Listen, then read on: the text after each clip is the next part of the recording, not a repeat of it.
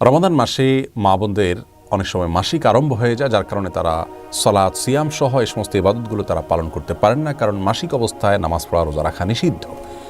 তখন একজন মা বোন রমাদানের ইবাদত বন্দেগীর মাধ্যমে কিভাবে তিনি রমাদানকে সার্থক করতে পারেন, আজ আমরা সে বিষয়ে কথা বলবো ইনশাআল্লাহ। এমনকি লাইলাতুল কদরে যদি কোনো মেয়ে মানুষের মাসিক থাকে, তো মাসিক অবস্থায়ও তিনি কিভাবে কদরের রাতে ইবাদত গুজার বান্দাদের কাতারে শামিল হতে পারেন, আজ আমরা সে বিষয়ে কথা বলবো ইনশাআল্লাহ তাআলা। রমাদান মাসে হঠাৎ করে মাসিক আরম্ভ হয়ে গেলে অনেক মা বোন কান্নাকাটি করেন, মন খারাপ করেন, তাদের কষ্ট লাগে। এই কষ্ট লাগা ইসলাম শরীয়তের দৃষ্টিকোণ থেকে প্রশংসনীয়, কারণ ইমানদার ব্যক্তি ভালো কাজ করার পরিকল্পনা ছিল কিন্তু করতে পারেননি, এরকম পরিস্থিতিতে এসে তার মধ্যে কষ্ট লাগা কাজ করবে, সেটা তার ইমানদারিত্বেরই পরিচয় বহন করে। তিরমিজি বর্ণিত হাদিসে এমনটি বলেছেন নবী সাল্লাল্লাহু আলাইহি ওয়াসাল্লাম। তিনি ইরশাদ করেছেন, মান সাররাতহু হাসানাতুহু ওয়া সাআতহু সাইয়্যাতুহু ফাহুয়াল মুমিন। যে ব্যক্তির ভালো কাজ তাকে আনন্দ দেয় আর তার মন্দ কাজ হয়ে গেলে, ভুল কিছু হয়ে গেলে পরবর্তী তার কষ্ট লাগা কাজ করে, এই ব্যক্তি তো ইমানদার। এটাই তো ইমানদারিত্বের পরিচয়। আম্মাজান আয়েশা রাদিয়াল্লাহু তাআলা আনহা নবী করিম সাল্লাল্লাহু আলাইহি ওয়াসাল্লামের সাথে যখন হজে ছিলেন, হঠাৎ তার মাসিক আরম্ভ হয়ে গেল, অথচ তখন হজের যে ফরজ তওয়াফ সেটি বাদ ছিল আর মাসিক অবস্থায় তওয়াফ করা যায় না, তখন তিনি কান্নাকাটি করা শুরু করলেন। নবী করিম সাল্লাল্লাহু আলাইহি সাল্লাম তাকে সান্ত্বনা দিলেন যে আল্লাহ তাআলা ফয়সালাকে মেনে নেওয়া এটাও একটা ইবাদত, এবং আর বিকল্প তিনি কী কী কাজ করতে পারেন সেগুলো তাকে পরামর্শ দিলেন। অতএব মুসলিম মেয়েদের মধ্যে ইবাদত করতে না পারার কষ্ট এবং দুঃখবোধ তাদের ভিতরে যদি থাকে, জাগ্রত হয়, তাহলে সেটি প্রশংসনীয়, সেটি নিন্দনীয় নয়।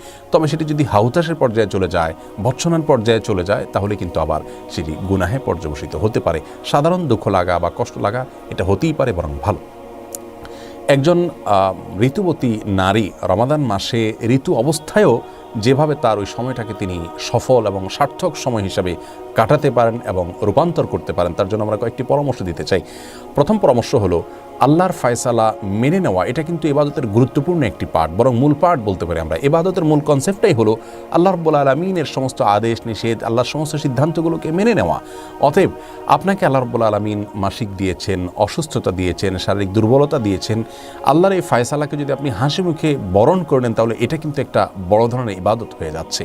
বিধায় সেটিকে আমাদের মাথায় রাখতে হবে, এবং সেই সাথে এও মনে রাখতে হবে যে নবী সাল্লাল্লাহু আলাইহি ওয়াসাল্লাম ইরশাদ করেছেন, কোনো ব্যক্তি যদি সুস্থ অবস্থায় কোনো ইবাদত করে থাকে, হঠাৎ তিনি অসুস্থ হয়ে যান, যেটা তার হাতে নয়, এমন কিছু সমস্যা চলে আসে, তখন সুস্থ স্বাভাবিক অবস্থায় তিনি যে ইবাদতবন্দি করতেন, অসুস্থ এবং অস্বাভাবিক পরিস্থিতিতে পড়ার কারণে যে ইবাদত করতে পারছেন না, আল্লাহ তাআলা তাকে স্বাভাবিক অবস্থায় যে ইবাদত করতেন সেরকম সওয়াব দান করবেন।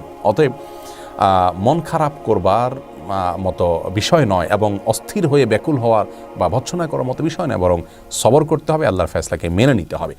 দ্বিতীয় পরামর্শ হলো, নবী আলাইহিস সালাম বলেছেন, মান হাম্মা বিহাসানাতিন ফালাম ইয়ামালহা। যে ব্যক্তি কোনো ভালো কাজ করার প্রতিজ্ঞা করেছে, প্ল্যান করেছে, কিন্তু করতে পারলো না, ফালাহু বিহা হাসানা, তাহলে সে যে ভালো নিয়ত করেছিল এই জন্য তিনি কিন্তু সওয়াব পেয়ে যাবেন। অতএব মা বোনরা ইবাদত বন্দেগীর প্ল্যান আগে থেকে করে থাকলে ইনশাআল্লাহ সে অনুযায়ী তারা সওয়াব পাবেন, মন খারাপ করার কোনো কিছু নেই। তৃতীয়ত গুরুত্বপূর্ণ একটি বিষয়, তা হলো নবী সাল্লাল্লাহু আলাইহি ওয়াসাল্লাম বলেছেন, মানদাল্লা ইলা খাইরিন ওয়া আলা খাইরিন ফালাহু মিসলু আজরি ফাইলিহি। যে ব্যক্তি কোনো ভালো কাজের পথ দেখাবে, সে ব্যক্তি ভালো কাজ সম্পাদনকারী ব্যক্তিদের সমপরিমাণ সওয়াব পাবেন। মা বোনদেরকে আমরা বলবো যে আপনি নামাজ পড়তে পারছেন না, রোজা রাখতে পারছেন না, কিন্তু পুরুষদের রোজা রাখতে আপনি হেল্প করছেন, তাদের সাহর ইফতারের ব্যবস্থা করছেন, আপনি তাদেরকে সাহরি খেতে ডেকে দিচ্ছেন, রোজা রাখার জন্য সন্তানদেরকে উদ্বুদ্ধ করছেন, নামাজ জন্য তাদেরকে ডেকে দিচ্ছেন, জামাতে শামিল হওয়ার জন্য তাদেরকে সাহায্য করছেন, সময় অনুযায়ী তাদেরকে স্মরণ করিয়ে দিচ্ছেন। এই যে বিষয়গুলো, এগুলোর মাধ্যমে কিন্তু আপনি তাদের সমপরিমাণ সওয়াব হুবহু আপনি লাভ করতে পারেন। সেই সাথে কিছু ইবাদত আছে যে ইবাদতগুলো আসলে সাধারণ অবস্থায় আমার দ্বারা করা হয়ে ওঠে না, এমনকি পুরুষরাও, আপনার বাসার পুরুষরাও হয়তো করতে পারছেন না, সেই ইবাদতগুলোকে আপনি টার্গেট করুন করে মাসিক অবস্থায় সেগুলো করুন, তাহলে পুরুষদেরকেও আপনি পেছনে ফেলে সামনে অগ্রসর হয়ে যেতে পারেন। যেমন আত্মীয় স্বজনের হক আদায় করা, বিভিন্ন সময়ের যে জিকিরগুলো আছে, রাতে শোয়ার যে দোয়া আছে, জিকির আছে, সকাল সন্ধ্যার দোয়া জিকির আছে, শুক্রবার দুরুদের আমল আছে, এরকম আরও অনেক আমল আছে যে আমলগুলো স্বাভাবিক সময় আপনি যা করেন, এই সময়টাতে এই সুযোগে আপনার সালাত সিয়ামের দায় নেই, জিম্মাদারি নেই, সেই জায়গা থেকে আপনি আরও বেশি করে এগুলো করতে পারেন। তাহলে ইনশাআল্লাহ আপনার এই মাসিকের সময়টাকে আপনি বরং আরও সফল সময় হিসাবে রূপান্তর করতে পারেন, পরিবর্তিত করতে পারেন। যে কোনো দোয়া দুরুদ, জিকির আসকার, তাসবিহ তাহলিল, ইসলামিক বই পুস্তক পড়া, ইসলামিক নলেজ অর্জন করা, এগুলো করা যেতে পারে। কোরআন কারীমের তেলাওয়াত শুনতে পারেন আপনি, তেলাওয়াত করা যাবে কি না এটা নিয়ে মতপার্থক্য আছে। জমহুর বা বেশিরভাগ ওলামা ইকরাম বলেছেন করা যাবে না, অনেক ওলামা ইকরাম ইবনে তাইমিয়া রাহিমাহুল্লাহ সহ অনেকে বলেছেন করা যাবে। তো কোরআন তেলাওয়াত আপনি না করলেও কোরআন তেলাওয়াত শুনতে পারছেন, অন্যের তেলাওয়াত শুনলে সম্পর্কে সওয়াব পাচ্ছেন। সেই সাথে আপনি অভিনব এবং ভিন্নতর যে ইবাদতগুলো অন্য সময় করার সুযোগ হয় না, সেগুলো এই সময় আরও বেশি করে আপনি করার স্কোপ পাচ্ছেন, সেটাকে আপনি সর্বোচ্চ ভালোভাবে কাজে লাগাবেন। অনেক মা বোন মাসিক বন্ধ হওয়ার ঔষধ নিয়ে মাসিক বন্ধ করেন যাতে বাদবন্দি করতে পারেন, এটি জায়েজ আছে কিনা? এটার উত্তর হলো যে যদি এতে শারীরিক কোনো ক্ষতির দিক না থাকে এবং কোনো প্রকার পার্শ্ব প্রতিক্রিয়া না থাকে তাহলে এটি জায়েজ আছে, তিনি এভাবে ইবাদত করতে পারেন। তবে স্বাভাবিক অবস্থার উপরে ছেড়ে দিতে পারলে সেটা উত্তম হয়। মনে রাখবেন, নিজের মনের খেদ মেটানোটা ইবাদত নয়, আল্লাহর ফায়সালাকে মেনে নেওয়াটা কিন্তু হলো ইবাদতের মূল বিষয়। অতএব ঔষধ সেবন করে আপনি মাসিক বন্ধ করতে পারেন যদি শারীরিক কোনো ক্ষতির সম্ভাবনা না থাকে, কোনো পার্শ্ব প্রতিক্রিয়া না থাকে।